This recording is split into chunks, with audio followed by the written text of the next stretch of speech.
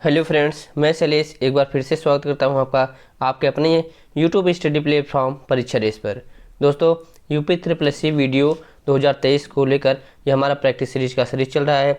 आज का यह हमारा प्रैक्टिस सेट हिंदी का 12वां प्रैक्टिस सेट है। दोस्तों, अगर आप लोगों को कुछ लोगों को लग रहा है कि प्रैक्टिस में क्वेश्चन काफ़ी सरल है या फिर लग रहा है कि बहुत ही आसान है, तो दोस्तों सबसे पहले आप देखिए कि यूपी ट्रिपल एस सी जो क्वेश्चन पूछ रहा है उसका लेवल क्या है। हम बहुत डीप में पढ़ के जाते हैं, हमें तैयारी हर स्तर पर करनी चाहिए। जो चीज़ कठिन है उसको पढ़ना चाहिए, जो सरल है उसको छोड़ना नहीं है। अगर आप सरल चीज़ों को छोड़ देंगे तो देखिए, अभी आप जाकर जो लेखपाल का पेपर हुआ था उसको उठाकर देखिए, वो लेखपाल के स्तर का पेपर था, फिर भी देखिए आप उसका स्तर क्या था। तो यूपी ट्रिपल एस सी ऐसे प्रश्न को पूछता है। कई बार हम उम्मीद नहीं करते हैं कि ऐसे भी प्रश्न पूछे जाएंगे, लेकिन वो पूछे जाते हैं। तो आप हर स्तर पर तैयारी कीजिए, हर स्तर पर आपको तैयारी करवाई जा रही है। एक एक प्रश्न को डिस्क्राइब किया जा रहा है, उसके चारों ऑप्शन को आपको बताया जा रहा है। तो आप लगातार तैयारी करते रहिए। सरल प्रश्न, कठिन प्रश्न, सभी स्तर के प्रश्न इसमें समाहित रहते हैं। कुछ लोग कमेंट करते हैं कि पेपर जो है पेट का है या फिर किसी और परीक्षा का। दोस्तों, जो प्रैक्टिस होता है इसमें सभी परीक्षाओं के जो प्रश्न होते हैं वो इसमें दिए रहते हैं। अगर वो प्रश्न नहीं रहेंगे तो आप प्रैक्टिस किस चीज़ की करेंगे। नए प्रश्न बनते हैं वो ठीक है, लेकिन पुराने प्रश्न जो पूछे गए हैं वो कैसे आते हैं, किस स्तर के आते हैं, उसको जानना बहुत ज़रूरी होता है। तो ऐसा नहीं है कि जो कोई प्रश्न पूछा है उसमें एक विकल्प सही होता है, लेकिन बाकी जो 3 विकल्प होते हैं उसको आप लोगों के लिए जानना बहुत महत्वपूर्ण होता है। एक टॉपिक से अगर कोई प्रश्न पूछा गया है तो उस टॉपिक को और डिटेल में आपको जानना चाहिए, क्योंकि प्रश्न जो है उसके आसपास से ही बनते रहते हैं। चलिए, ये आज का हिंदी का हमारा प्रैक्टिस सेट है। इसके साथ साथ हमारा जीएस का भी प्रैक्टिस सेट चल रहा है। जीएस में 2 प्रैक्टिस सेट चल रहे हैं, एक घटना चक्र टो सीरीज और दूसरा है ज्ञान मुद्रा का। इसके साथ साथ करंट अफेयर के लिए आपको वीडियो का स्पेशल जो करंट अफेयर है वो चल रहा है यूथ पब्लिकेशन का। और जो है एक फटाफट रिवीजन सीरीज चल रही है, जो कि एक एक टॉपिक को 5-5 मिनट या फिर उससे कम समय में कवर किया जा रहा है। फटाफट रिवीजन सीरीज आपके लिए बहुत महत्वपूर्ण है। एग्जाम के बाद जब आप उसको देखेंगे तब आपको समझ में आएगा कि हाँ, ये कितना इंपॉर्टेंट था। 2-2, 4-4 मिनट का आप रील देख के टाइम बिता देते हैं, अगर 2-4 मिनट उसको देख लेंगे तो आपके लिए लाभ होगा। आइए शुरू करते हैं आज का प्रैक्टिस सेट।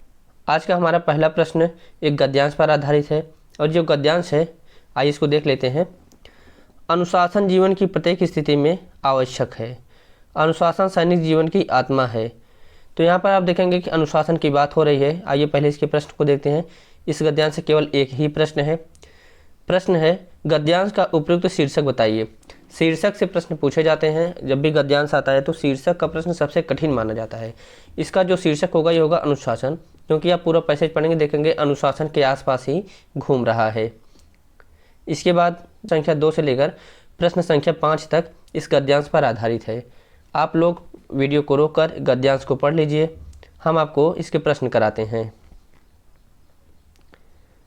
आप वीडियो को पॉज करके पढ़ लीजिएगा। आइए देखते हैं इससे जुड़े हुए प्रश्नों को। इसका सामाजिक और शारीरिक प्रक्रियाओं के पैमाने से दिक्कत कब आती है। देखिए, जो पैमाना होता है वो किसी चीज़ को लेकर निश्चित किया जाता है, यह अच्छा नहीं होता है। आप गद्यांश को पढ़ेंगे तब आपको पता चलेगा।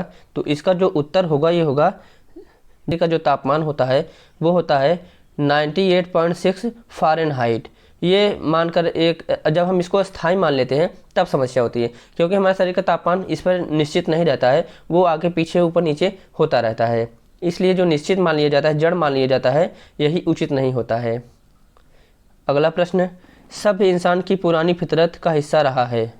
सब इंसान की पुरानी फितरत का हिस्सा क्या रहा है। आप जब पैसेज पढ़ेंगे तो आप इसमें पाएंगे ये रहा है मापना। ये जो पूरा पैसेज है ये मापन के आसपास ही घूम रहा है। अगला प्रश्न, मानव शरीर के तापमान के संदर्भ में सही कथन चुनिए।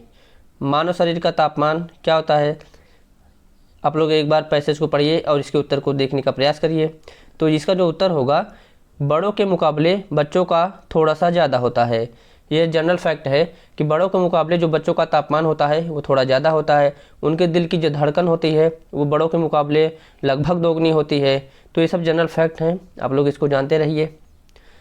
अगला प्रश्न, जोनाथन हुसैन ने हाल ही में क्या किया। जोनाथन हुसैन ने हाल ही में क्या किया था। तो ये किया था एक लंबा शोध। ये भी पैसे से ही है। इसके बाद सवाल को आइए हम देखते हैं जो पैसे से नहीं है। विभिन्न प्रकार के सरकारी नियमों, आदेशों, घोषणाओं को तथा राजपत्रित अधिकारियों, इसके साथ साथ इनके तबादले, नियुक्तियों, छुट्टी पर आने जाने की सूचनाओं को राजपत्र गजट में प्रकाशित करके जनसाधारण तक पहुंचाने के लिए किसका प्रयोग किया जाता है। तो जब भी आप देखते होंगे जैसे जितने भी विभाग होते हैं वो अपना एक कैलेंडर जारी करते हैं, उसमें सब कुछ दिया होता है कि कब से कब तक कार्रवाई होगी, कब से कब तक कार्य चलेगा, कितने दिन की छुट्टी होगी। तो ये सब जो होता है एक अधिसूचना के तहत जारी किया जाता है, एक अधिसूचना या फिर कह सकते हैं नोटिफिकेशन जारी किया जाता है। अगला प्रश्न, दो अपरिचितों के आपसी पत्र व्यवहार में संबोधन होगा। जैसे दो परिचित व्यक्ति जब आपस में पत्र व्यवहार करते हैं, जैसे आप किसी संस्थान को पत्र लिखते हैं, वो आपको नहीं जानता है, तो आप जो अनुमोदन करते हैं उसके लिए जो संबोधन करते हैं आप क्या करते हैं, तो आप उसके लिए करते हैं महोदय। जैसे कहते हैं नहीं, महोदय सविनय निवेदन है कि आप हमारे इस कार्य को करने का कोशिश करें, आप हमारे कार्य करने का प्रयास करें, हमारी मदद करने का प्रयास करें, तो उसमें जो होता है सबसे ऊपर लिखा होता है महोदय। अगला प्रश्न, सामाजिक पत्र के अंतर्गत निम्न में से कौन सा पत्र आता है। सामाजिक पत्र जो होता है वो समाज में किसी को कोई शोक संवेदना व्यक्त करनी हो, किसी के लिए कोई बधाई व्यक्त करनी हो, तो इन सब से जो जुड़ी हुई चीज़ें होती हैं वो आती हैं सामाजिक के अंतर्गत। तो इसमें जो इसका विकल्प ए होगा बधाई पत्र, ये सामाजिक पत्र के अंतर्गत आता है। अगला प्रश्न, यदि किसी सरकारी ऑफिस में पत्र भेजा जा रहा है और उसकी कॉपी किसी अन्य ऑफिस में भेजी जा रही हो तो उसे क्या कहते हैं। जैसे आप किसी ऑफिस में, सरकारी ऑफिस में कोई पत्र भेज रहे हैं, उसकी एक कॉपी किसी और ऑफिस में भेजी जा रही हो तो ऐसे पत्र को क्या कहेंगे। तो जब भी कोई एक मूल होता है, मूल का कोई भी जैसे पत्र है उसका अन्य कॉपी कहीं पे भेजी जाएगी तो वो हो जाती है प्रतिलिपि। प्रतिलिपि मतलब कह सकते हैं उसका एक डुप्लीकेट कॉपी। जोनाथन हुसैन ने हाल ही में क्या किया। जोनाथन हुसैन ने हाल ही में क्या किया था, तो ये किया था एक लंबा शोध। ये भी पैसे से ही है। इसके बाद सवाल को आइए हम देखते हैं जो पैसे से नहीं है।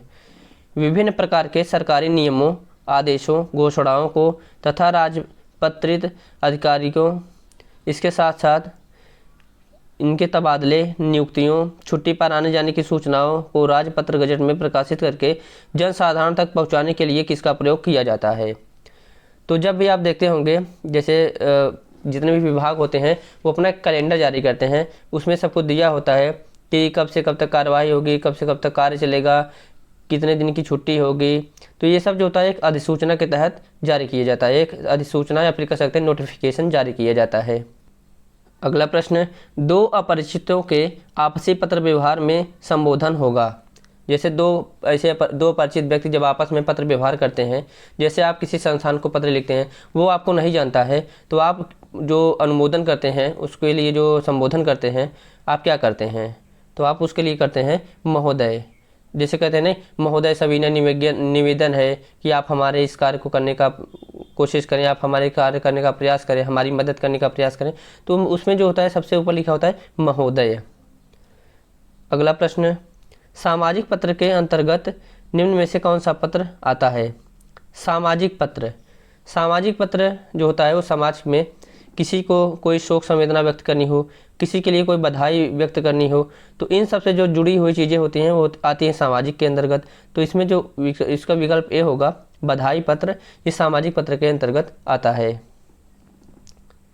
अगला प्रश्न, यदि किसी सरकारी ऑफिस में पत्र भेजा जा रहा है और उसकी कॉपी किसी अन्य ऑफिस में भेजी जा रही हो तो उसे क्या कहते हैं। जैसे आप किसी ऑफिस में, सरकारी ऑफिस में कोई पत्र भेज रहे हैं, उसकी एक कॉपी किसी और ऑफिस में भेजी जा रही हो तो ऐसे पत्र को क्या कहेंगे। तो जब भी कोई एक मूल होता है, मूल का कोई भी जैसे पत्र है उसका अन्य कॉपी कहीं पे भेजी जाएगी तो वो हो जाती है प्रतिलिपि। प्रतिलिपि मतलब कह सकते हैं उसका एक डुप्लीकेट कॉपी। संक्षेपण को आप क्या कह सकते हैं। संक्षेपण का क्या अर्थ होता है इसके बारे में आपको बताना है। तो ये होता है एक प्रकार का मानसिक प्रशिक्षण। संक्षेपण का मतलब होता है कोई चीज़ संक्षेप में करना। कोई चीज़ संक्षेप में आप कैसे करेंगे, जैसे आप कोई अध्याय पढ़े हैं तो उसको आप संक्षेप में करना चाहेंगे तो आप कैसे करेंगे, अपने मानसिक प्रशिक्षण द्वारा, यानी अपने मन की शक्तियों का उपयोग करके। तो इसलिए इसका विकल्प जो सी है वो सही हो जाएगा। अगला प्रश्न है, उत्पत्ति के अनुसार स्वरों के भेद हैं। उत्पत्ति के अनुसार स्वरों के कितने भेद होते हैं? ये काफ़ी अच्छा प्रश्न है। तो एक होता है मूल स्वर, एक होता है संधि स्वर। मूल स्वर होता है जैसे अ, ई, उ, ये मूल स्वर होते हैं। संधि स्वर होते हैं जब दो स्वरों के मेल से बनते हैं। तो इसलिए इसमें जो होते हैं ए और बी दोनों, ये विकल्प सही होगा। संधि स्वरों का भेद है, आप लोग इसके उत्तर बताइए। संधि स्वरों का भेद है, तो इसका जो उत्तर होगा दीर्घ संधि, संयुक्त संधि, ये दोनों सही होगा। इसलिए विकल्प डी ये सही हो जाता है। दीर्घ संधि क्या होता है? दीर्घ जो स्वर संधि होती है, जैसे आ, ई, उ, यानी बड़ा आ, बड़ी ई, बड़ा उ, ये दीर्घ होते हैं। संयुक्त में होता है कि जब दो स्वर मिलकर कोई नया स्वर बनाते हैं तो वहाँ पे संयुक्त हो जाता है। अगला प्रश्न, निम्नलिखित में से कौन सा शब्द पुल्लिंग है? आप लोग बताइएगा। जब भी आपको स्त्रीलिंग या फिर पुल्लिंग का ज्ञात करना हो कि इस शब्द में कौन सा लिंग है, वहाँ पर आप उस शब्द का उपयोग करिए एक वाक्य में। जैसे सागर का आप देखेंगे तो सागर का पानी खारा होता है, तो यहाँ पे यह पुल्लिंग की तरफ निर्देशित कर रहा है। यहाँ पे का शब्द का उपयोग हो रहा है। आप ऐसे नहीं कहेंगे कि सागर की पानी खारी होती है, नहीं, सागर का पानी खारा होता है। आज्ञा की अनुपालना होनी चाहिए। आपसे आशा की जाती है। गरिमा की रक्षा की जाती है। तो इस शब्द का उपयोग अगर आप वाक्य में करना सीख लेंगे तो लिंग जो होता है ज्ञात करना बहुत ही आसान हो जाता है। अगला प्रश्न, कौन सा शब्द पुल्लिंग है? मंत्रणा, मंडली, सभा, ये सभी जो हैं स्त्रीलिंग है। न्याय शब्द जो होता है, न्याय हमेशा किया जाना चाहिए, न्याय होना चाहिए, तो ये जो होता है पुल्लिंग होता है। अगला प्रश्न, निम्नलिखित में से कौन सा शब्द स्त्रीलिंग है? यहाँ पे आपको स्त्रीलिंग बताना है। आप लोग इस शब्द को जो है वाक्य में प्रयोग करके देखिए एक बार। तो इसका जो उत्तर होगा, मृत्यु की आशा नहीं थी। जैसे किसी व्यक्ति की मृत्यु हो गई तो हम कहते हैं कि अरे उनके मृत्यु की आशा अभी नहीं थी। नहीं थी मतलब मृत्यु जो है एक स्त्रीलिंग शब्द है। उत्साह में कोई कार्य नहीं करना चाहिए। चक्रव्यूह की रचना, अभिमन्यु ने चक्रव्यूह को तोड़ दिया था। संकल्प जो होता है उसको पूरा करना चाहिए। तो ये जो होते हैं ये सब पुल्लिंग शब्द हैं। अगला प्रश्न, स्त्रीलिंग शब्द इसमें बताना है। किन्नर, अंतरी, अहिंसा या फिर अपरिग्रह, तो बताइएगा। तो जो इसका जो उत्तर होगा अहिंसा। महात्मा गांधी ने अहिंसा की राह चुनी थी। तो अहिंसा जो होता है यह स्त्रीलिंग शब्द है। अगला प्रश्न, संधि के 3 भेद होते हैं, स्वर संधि, व्यंजन संधि और विसर्ग संधि। तो ये तीनों आप जानते ही हैं, ये आसान प्रश्न है। तो इसका उत्तर हो जाएगा व्यंजन और विसर्ग संधि। अगला प्रश्न, अन्याय शब्द का संधि विच्छेद क्या होगा? एक बार आप इसको उत्तर अपने मन में सोच लीजिए या फिर कमेंट बॉक्स में कमेंट करिए। अन्याय शब्द का संधि विच्छेद क्या होगा? जब आप इसका संधि विच्छेद करते हैं तब ये होता है अ प्लस न्याय से मिलकर बन जाता है अन्याय। न्याय शब्द में अ उपसर्ग लग जाने से बन जाता है अन्याय। उपसर्ग ऐसे शब्द होते हैं जो किसी शब्द के प्रारंभ में जुड़कर उसके अर्थ को बदल देते हैं। पहले अन्याय था, अ उपसर्ग लगते ही इसका अर्थ हो गया अन्याय। अगला प्रश्न, मतैव्य किस संधि का उदाहरण है? मतैव्य, ध्यान दीजिए, जब कभी भी शब्द के वर्ण के ऊपर 2 मात्रा लगा हो, चाहे वो अ की मात्रा हो चाहे फिर वो औ की मात्रा हो, तो वहाँ पे हमेशा जो है वृद्धि संधि होती है। अगर बात करें गुण संधि की, तो गुण संधि में ऊपर वर्ण के ऊपर 1 मात्रा लगी होती है, चाहे वो ए हो या फिर ओ हो। ए ओ की मात्रा होगी गुण संधि, अगर अ और औ की मात्रा होगी तो वृद्धि संधि। दीर्घ संधि में बड़ा आ, बड़ी ई, बड़ा ऊ की मात्रा होती है। अगला प्रश्न, इति प्लस आदि इत्यादि में कौन सी संधि है? आप लोग इसके उत्तर कमेंट करिए। इति प्लस आदि, यहाँ पर देखिए इति का जो ई है और आदि का जो आ है, इससे मिलकर बन जाता है, क्या बनेगा? या बन जाता है। ई या में परिवर्तित होता है और आ की मात्रा पीछे आके लग जाती है, तो यह या में बदल जाता है। त से मात्रा हट जाने के बाद त हलंत होता है। हलंतता का मतलब होता है आधातः। ये ता आकर या पे जुड़ जाता है तो ये त्या बन जाता है। जहाँ कहीं भी किसी शब्द में बीच में आपको या पूरा और इसके साथ साथ एक आधा शब्द या फिर आधा वर्ड जुड़ा हुआ दिखाई दे तो वहाँ पर आप 100% मान चलिए वहाँ पे ऋण संधि होगी। प्रतिमान में समास है। प्रतिमान में कौन सा समास है? जब आप इसका संधि विच्छेद करेंगे तो आप देखेंगे इसका होगा प्रति प्लस मान से मिलकर बना है प्रतिमान, यानी मान शब्द में प्रति उपसर्ग लगा है या फिर प्रति अव्यय लगा है। तो ऐसे शब्द जिसमें प्रथम पद अव्यय हो और दूसरा जो है शब्द हो, मूल शब्द हो, तो यहाँ पर हो जाता है अव्ययी भाव समास। प्रथम पद अव्यय और यही प्रथम पद ही जो होता है प्रधान होता है, यानी प्रथम पद ही अगले शब्द जो शब्द होता है उसका पूरा अर्थ निर्भर होता है। तो यहाँ पर हो जाता है प्रतिमान। अगला प्रश्न, काली मिर्च शब्द में कौन सा समास है? तो आप बताइएगा इसका उत्तर क्या होगा।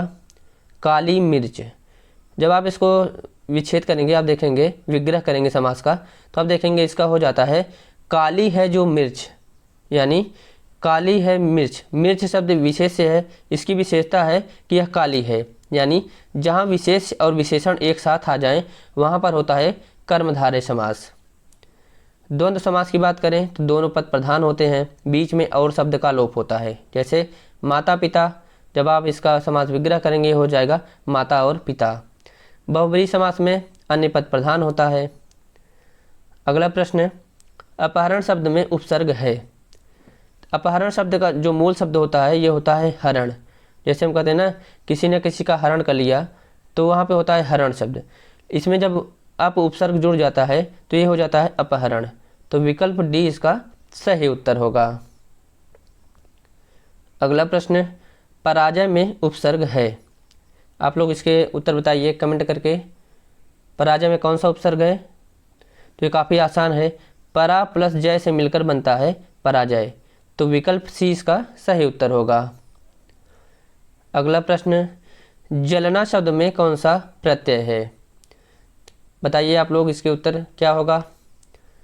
तो यहाँ पर होगा जल प्लस ना। जल प्लस ना से मिलकर बनता है जलना। तो विकल्प सी यानी ना प्रत्यय इसमें लगा हुआ है। अगला प्रश्न, कड़वाहट शब्द में कौन सा प्रत्यय है? जब भी ऐसे शब्द हो इसका आप विच्छेद करिए। सबसे पहले जब आप इसका विच्छेद करेंगे तो आप देखेंगे कड़वा प्लस आहट से मिलकर बनता है कड़वाहट, यानी विकल्प सी आहट प्रत्यय इसमें लगा हुआ है। अगला प्रश्न, निम्नलिखित शब्दों में से तत्सम शब्द कौन सा है? बताइएगा इसमें से कौन सा शब्द तत्सम है। जत्था, थोड़ा, तपसी। यहाँ पर जो अग्नि शब्द है ध्यान दीजिए यह तत्सम है। अग्नि का जो तद्भव होता है यह होता है आग। अगला प्रश्न, निम्नलिखित में से तद्भव शब्द अटारी का तत्सम रूप क्या होता है? आप लोग इसके उत्तर कमेंट करके बताइए। अटारी शब्द का तत्सम क्या होता है? तो ये होता है अट्टालिका। अट्टालिका का मतलब होता है अटारी। अगला प्रश्न, निम्न में से कौन सा शब्द विदेशज है? विदेशज शब्द ऐसे शब्द होते हैं जो किसी दूसरी भाषा से जो होता है हिंदी भाषा में आए हुए हैं, तो ऐसे शब्दों को कहा जाता है विदेशज। तो यहाँ पे जो चश्मा शब्द है यह फारसी भाषा का शब्द है, इसलिए चश्मा शब्द जो है विदेशज है। अगला प्रश्न, लहर किस प्रकार की संज्ञा है? तो यहाँ पे देखेंगे कि कई बार इसके ऐसे प्रश्न जो होते हैं गलत होने की संभावना भी रहती है, क्योंकि लहर जो है एक शहर का नाम भी है, इसलिए यह व्यक्तिवाचक हो सकता है। लेकिन यहाँ पे जो लहर है यह जातिवाचक के रूप में प्रयोग हुआ है, या फिर कह सकते हैं यहाँ पे जातिवाचक पूछा है। अगला प्रश्न, निम्न में से भाववाचक संज्ञा है। इसमें से कौन सा संज्ञा भाववाचक है? पराया, अपना, सभ्य। देखिए जब आपको थोड़ा लगे कि डाउट हो रहा है प्रश्न में, तो आप देखिए ऑप्शनों को मतलब कि जितने भी ऑप्शन उसको मिलाइए। देखिए पराया, अपना दोनों है, तो इन दोनों में से भाई कोई एक नहीं हो सकता, अगर होगा तो दोनों होगा, तो ये हट जाता है। सभ्य कोई भाव तो है नहीं, सभ्य जो होता है ये गुण होता है, इसलिए इसका जो विकल्प सी है जागरण जो होता है ये भाववाचक संज्ञा हो जाती है। अगला प्रश्न, हम ताजमहल देखने जाएंगे। इसमें जो रेखांकित शब्द है हम, इसमें पूछा है कि ये कैसा सर्वनाम है। तो ध्यान दीजिए, हम हो गया या फिर हम स्वयं हो गए, या फिर इसके अलावा कह सकते हैं कि मुझे, मेरा, अब मेरे। तो ये सभी जो होते हैं पुरुषवाचक हैं। पुरुषवाचक में भी अगर ये बात करें कैसे पुरुष हैं, तो ये हैं उत्तम पुरुष। जब भी कोई वक्ता जो होता है अपने लिए शब्द का प्रयोग करता है तो वह होता है उत्तम पुरुष, और वह जिससे बात कर रहा होता है उसके लिए शब्द का प्रयोग करता है तो वह होता है मध्यम पुरुष। और जब किसी अन्य के लिए बात करता है, कोई अन्य इस बात को सुनता है तो हो जाता है अन्य पुरुष। मध्यम पुरुष में होता है आप, जैसे मैं आपसे बात कर रहा हूँ तो मैं आपको आप बोलूँगा, आप, आपका, आपके, ये सभी जो होते हैं मध्यम पुरुष होते हैं। बाकी जो अन्य पुरुष जैसे यह, वह, वे, उनका, उनके, ये सभी जो होते हैं अन्य पुरुष होते हैं। अगला प्रश्न, मुझे किस प्रकार का सर्वनाम है। यहाँ पे जो मुझे शब्द है यह किस प्रकार का सर्वनाम है, अभी हमने बताया है इसके पहले वाले प्रश्न में। तो ये है उत्तम पुरुष। मुझे, मेरे, मेरा, ये सभी जो होते हैं उत्तम पुरुष हैं। मध्यम पुरुष में आप हो गए, आपका हो गया, आपके हो गए। अन्य पुरुष में यह, वह, वे सभी, ये सब अन्य पुरुष हैं। अगला प्रश्न, निम्न में विशेषण बताइए। विशेषण ऐसे शब्द होते हैं जो किसी की विशेषता बताते हैं। तो इसमें से कौन सा विशेषण होगा, बताइएगा आप लोग कमेंट करके। जैसे कोई शब्द है, इसका आप वाक्य में प्रयोग करिए। जैसे क्षम्य शब्द है, जब आप इसका वाक्य में प्रयोग करते हैं तो आप देखेंगे जैसे आपकी गलती क्षम्य योग्य है, यानी आपकी गलती की विशेषता है कि वह क्षम्य योग्य है, यानी ये जो क्षम्य शब्द है यह विशेषण की तरह कार्य कर रहा है। अगला प्रश्न, अनुमान का विशेषण क्या होगा। जब भी ऐसे शब्द दिया जाए आपको विशेषण बताना हो तो यहाँ पर ध्यान दीजिए, जैसे अनुमानित शब्द हो गया, यह इसका विशेषण हो जाता है। अनुमानित शब्द अनुमान का विशेषण है। अगला प्रश्न, विशेषणों की तुलना के आधार पर कितनी अवस्थाएं होती हैं। यह बहुत महत्वपूर्ण है। विशेषणों की तुलना के आधार पर 3 अवस्थाएं होती हैं। सबसे पहले क्या होता है, मूलावस्था। मूलावस्था में जैसे वाक्य मैं आपको बताता हूँ, मोहन सुंदर है, यह हो गया मूलावस्था। इसमें किसी अन्य व्यक्ति से तुलना नहीं की जा रही है। जब दूसरी अवस्था होती है यह होती है उत्तरावस्था। उत्तरावस्था में 2 लोगों की तुलना की जाती है। जैसे मोहन राम से सुंदर है, तो यहाँ पर 2 लोगों की भी तुलना की गई। इसके बाद आता है उत्तमावस्था। उत्तमावस्था में बताया जाता है कि मोहन, जैसे बहुत सारे लोगों के बीच में मोहन सबसे सुंदर है, तो ये हो जाता है उत्तमावस्था, यानी सबसे बेस्ट है मोहन। इसलिए जो विशेषणों की जो तुलना के आधार पर अवस्थाएं होती हैं वो 3 प्रकार की होती हैं। अगला प्रश्न, चिड़िया आकाश में उड़ रही है। वाक्य में जो उड़ रही शब्द है यह कैसी क्रिया है। देखिए, उड़ना, हंसना, रोना, गाना, ये सभी जो होते हैं अकर्मक क्रिया होती हैं, क्योंकि इसमें कर्म का अभाव होता है। अगला प्रश्न, निम्नलिखित में से अव्यय है। इस अव्यय से प्रश्न पूछे जाते हैं और काफ़ी आसान भी होता है। अगर आप लगातार प्रैक्टिस कर रहे हैं तो ऐसे प्रश्न आपके गलत नहीं होंगे। जैसे इसमें आप देखें अव्यय कौन सा होगा, तो ये होगा तथा। तथा के अलावा अगर बात करें, या शब्द हुआ या फिर वा शब्द हुआ। इसके अलावा अन्य शब्द की बात करें, जैसे भी शब्द हुआ, या इसके अलावा जैसे ही शब्द हुआ, तो ये सभी जो होते हैं अव्यय की तरह कार्य करते हैं। अव्यय ऐसे शब्द होते हैं जब वाक्य में प्रयोग किए जाते हैं वो किसी शब्द पर बल देने के लिए किए जाते हैं। अगला प्रश्न, निम्नलिखित में से कृदंत अव्यय का एक प्रकार नहीं है। इसमें से कौन सा अव्यय कृदंत अव्यय का प्रकार नहीं है, आप लोग कमेंट करके बताइएगा। ये प्रश्न अच्छे लेवल के हैं। तो पूर्णकालिक कृदंत, तत्कालिक कृदंत और पूर्ण क्रिया द्योतक क्रिया होता है। ये जो तीनों जो हैं ये कृदंत अव्यय के प्रकार होते हैं, लेकिन जो भूतकालिक होता है यह कृदंत का अव्यय नहीं है, या फिर कह सकते हैं कृदंत अव्यय का प्रकार नहीं है। अगला प्रश्न, सीता सखियों सहित पुष्प वाटिका गई। इसमें पूछा है जो अंडरलाइन है यानी सहित शब्द है यह किस तरीके का अव्यय है। तो आप यहाँ पर देखेंगे, अगर आप सहित को हटा दें तो सीता जो है पुष्प वाटिका गई, लेकिन ये सहित शब्द जो आकर संबंध बता रहा है सखियों के साथ, कि सीता जो है वो सखियों के साथ पुष्प वाटिका गई, इसलिए आप यहाँ पे देखेंगे कि संबंध बोधक अव्यय के रूप में सहित कार्य कर रहा है। संबंध बोधक अव्यय ऐसे अव्यय जो किसी की तुलना या फिर किसी के बीच में संबंध को स्थापित करते हो, संबंध को बताते हो, वहाँ पे हो जाता है संबंध बोधक अव्यय। अगला प्रश्न, निम्न में अव्यय है, इसमें भी पूछा है कि कौन सा शब्द अव्यय है, तो यहाँ पर होगा विकल्प सी, आह। आह शब्द का प्रयोग जैसे आह आपको चोट लग गई, जैसे यहाँ पे बल दिया जा रहा है कि आपको चोट लग गई, उस पर बल देने के लिए आह शब्द का प्रयोग किया गया, तो आह एक अव्यय की तरह यहाँ पे कार्य करेगा। अगला प्रश्न, अमृत का पर्यायवाची है, इसमें से कौन सा शब्द है जो अमृत का पर्यायवाची है, बताइए आप लोग, काफ़ी सरल है। तो इसका जो उत्तर होगा ये होगा पीयूष। पीयूष शब्द अमृत का पर्यायवाची है। इसके अलावा अमीय, सुधा, सोम, ये सभी जो होते हैं अमृत के पर्यायवाची होते हैं। और अगर बात करें यहाँ पे पावक की, पावक जो होता है ये आग का पर्यायवाची होता है।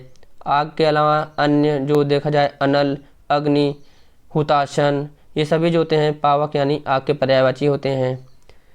बात करें अगर निकेतन की, निकेतन घर का पर्यायवाची होता है, घर, आवास, मकान, ये सभी।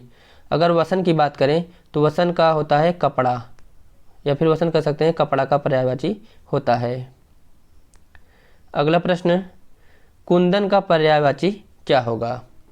कुंदन, आप लोग इसके उत्तर बताइए, कुंदन का पर्यायवाची क्या होगा? तो कुंदन का अर्थ होता है, ध्यान दीजिए सबसे पहले, कि सोना। अब सोना का पर्यायवाची क्या क्या होता है आप लोग जानते होंगे। इसमें से हेम शब्द जो है ये सोना का पर्यायवाची है। इसके अलावा भी अगर बात करें तो जैसे कंचन हो गया, कनक हो गया, स्वर्ण हो गया, ये सभी जो हैं सोना के पर्यायवाची होते हैं। अगला प्रश्न, आवृत्त का विलोम क्या होगा? आवृत्त का मतलब होता है जैसे कोई चीज़ किसी से घिरा हुआ हो, अगर इसका विलोम करें तो ये हो जाता है अनावृत्ति। अगला प्रश्न, प्रसारण का विलोम क्या शब्द क्या है? प्रसारण का अर्थ होता है कि किसी चीज़ का विस्तार या फिर फैलाव। अगर आप इसके विलोम की बात करें तो ये हो जाएगा आकुंचन। आकुंचन का मतलब होता है कि चीज़ को समेटना या फिर उसको विस्तार से रोकना या फिर उसे संक्षिप्त में समेट कर रखना। तो जब आपको विलोम शब्द निकालना हो तो कोशिश करिए कि उसका जो अर्थ क्या हो, अर्थ को आप जान लेंगे तो उसका विलोम आप आसानी से निकाल सकते हैं। अन्यथा कई बार ऐसा होता है कि कोई शब्द होता है उसके पीछे आगे आ लग जाता है तो उसका विलोम हो जाता है। अगला प्रश्न, शुद्ध शब्द को स्त्रीवाचक बनाने के लिए कौन सा प्रत्यय जुड़ेगा? तो आप जैसे देखते होंगे, जैसे आपके यहाँ शादी का कार्ड होता होगा, आप वहाँ पे देखते होंगे जो लड़का होता है उसके आगे लिखा जाता है आत्मज, आत्मज, जबकि जो लड़की होती है उसके नाम के आगे लिखा होता है आत्मजा, यानी आ प्रत्यय लगाया जाता है पीछे, आ शब्द जोड़कर उसको स्त्रीलिंग में परिवर्तित कर दिया जाता है। यहाँ पे शुत है तो इसका हो जाएगा शुता। शुता का अर्थ होता है पुत्री। अगला प्रश्न, अथक और अकथ शब्द में जो युग्म है इसका सही अर्थ क्या होगा? अथक का अर्थ क्या होता है? यानी जो बिना थके हुए कोई कार्य करे या फिर बिना थके हुए। और अकथ का अर्थ होता है कि जो कहा न जा सके, वो होता है अकथ। अगर यहाँ पे देखा जाए तो विकल्प ए यानी बिना थके हुए और जो कहा न जाए ये सही उत्तर होगा। अथक का होता है बिना थके, अकथ का अर्थ होता है जो कहा न जाए। अगला प्रश्न, अंश और अंश शब्द जो युग्म है इसका सही अर्थ क्या होता है? तो सबसे पहले जानिए अंश का अर्थ क्या होता है। अंश का मतलब होता है कि कंधा, कंधे को अंश कहा जाता है। और जो अंश होता है इसका अर्थ होता है हिस्सा, भाग, टुकड़ा, ये सभी। तो इस जो यहाँ पर विकल्प आप देखें, विकल्प सी, अंश का अर्थ होगा कंधा और अंश का अर्थ होगा हिस्सा, यानी विकल्प सी इसका सही उत्तर होगा। शुद्ध वर्तनी शब्द है, इसमें से कौन सा शब्द जो होता है वो शुद्ध है? तो धोबी शब्द से बनता है धोबिन। धोबी शब्द, धोबी जो होता है धोबी, इसमें जब आप इन प्रत्यय लगाते हैं तो ये बन जाता है धोबिन। तो इसमें जो विकल्प ए है ये सही होगा, धोबिन, यही शुद्ध वर्तनी वाला है। इसके बाद अगला प्रश्न है, नीचे एक ही शब्द के 4 वर्तनी दी गई है, सही का चयन कीजिए। देखिए, जब आपको वर्तनी से रिलेटेड प्रश्न करने हो तो सबसे पहले आप उसका उच्चारण करने का प्रयास कीजिए। अगर आप उसका सही उच्चारण कर लेते हैं तो निश्चित ही वो आपका जो सवाल होगा वो सही होगा। जैसे 35, 36, 36 में आप क्या बोल रहे हैं कि त आधा ता है, पूरा ता है, 30 यानी उस पर बड़ी की मात्रा लगी है, तो विकल्प डी इसका सही उत्तर होगा। तो आज के 50 प्रश्न यहीं पे समाप्त होते हैं। आज के प्रश्न में कुछ सरल प्रश्न थे तो कुछ अच्छे स्तर के भी थे। देखिए दोस्तों, आप लोग ये मत सोचिए कि पेपर बहुत सरल है, फिर प्रैक्टिस सरल है, कठिन है। जो यूपी ट्रिपल एस सी का फॉर्मेट है, जिस आधार पर जो जिस पैटर्न पर वो पेपर लगातार ले रहा है, आप चाहे पेट का देख लें, इसके अलावा चाहे आप जो लेखपालों की परीक्षा हुई थी उसको देख लें, या फिर उसके पहले का उठाकर देख लें, उसका जो एक सेट है वो बहुत ना ही बहुत डीप में जाता है, ना ही बहुत ईजी, मॉडरेट रहता है। मॉडरेट का मतलब होता है उसमें सरल भी रहेंगे और थोड़ा सामान्य स्तर के भी रहते हैं, बहुत डीप में नहीं जाता है। अगर आप एक अच्छे लेवल से तैयारी कर रहे हैं, सबको थोड़ा थोड़ा समय देकर चलते हैं सभी विषयों को, तो आप अच्छा नंबर ला सकते हैं। तो चलिए, आज का प्रैक्टिस सेट यहीं पे समाप्त होता है। मिलते हैं अगले वीडियो में एक और प्रैक्टिस सेट के साथ। जल्द ही हम लोग उत्तर प्रदेश स्पेशल का जो सामान्य ज्ञान है उसको प्रारंभ करने वाले हैं। तो मिलते हैं अगले वीडियो में, तब तक के लिए धन्यवाद, नमस्कार।